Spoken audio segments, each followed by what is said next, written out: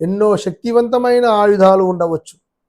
కానీ రామబాణం పేరు వినగానే ఒక విధమైన నమ్మకం, ఒక విధమైన భయం కలుగుతాయి.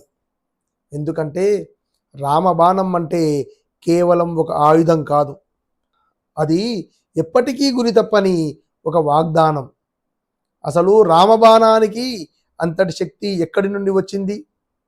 అది ఏ లోహంతో తయారైంది?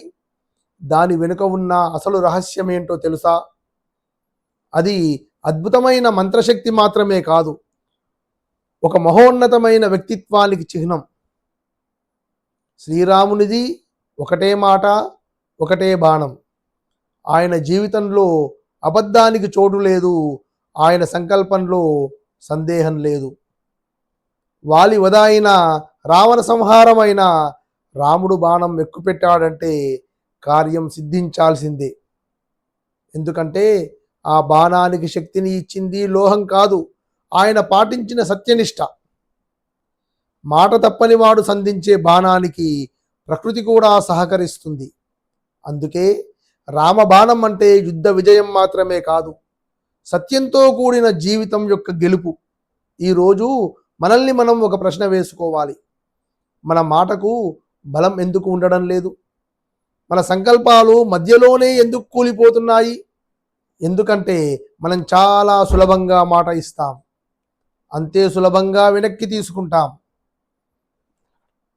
మన మాట మీద మనకే నిలకడలేనప్పుడు ఆ మాట ద్వారా జరిగే కార్యానికి ఫలితం ఎలా దక్కుతుంది? మన లక్ష్యం ఎలా నెరవేరుతుంది? సంకల్పంలో నిలకడ లేకపోవడమే మన అపజయాలకు ప్రధాన కారణం.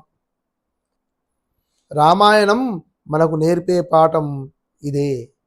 మన మాట మీద మనం నిలబడితే, మన క్రియలో నిజాయితీ ఉంటే, మన సంకల్పానికి కూడా రామబాణమంత శక్తి వస్తుంది. అప్పుడు మనం చేసే ప్రతి ప్రయత్నం గురితప్పని బాణంలా లక్ష్యాన్ని చేరుతుంది.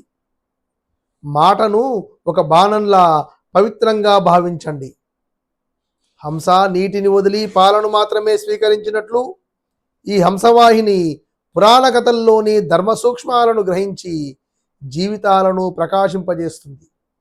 మరిన్ని ఆధ్యాత్మిక విశేషాల కోసం హంసవాహిని యూట్యూబ్ ఛానల్ను సబ్స్క్రైబ్ చేసుకోండి. మరో విషయంతో మళ్ళీ కలుద్దాం.